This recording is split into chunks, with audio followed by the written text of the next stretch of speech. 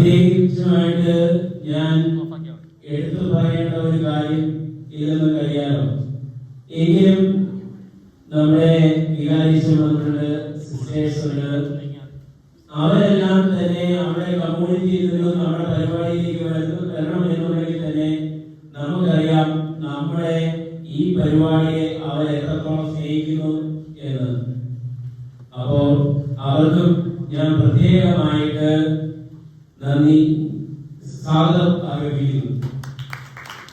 പിന്നെ ജനോസ്റ്റാലിൻസിലെ ഈ വർഷത്തെ കമ്മിറ്റി ഈ ക്രിസ്മസോടുകൂടി തീരുകയാണ്.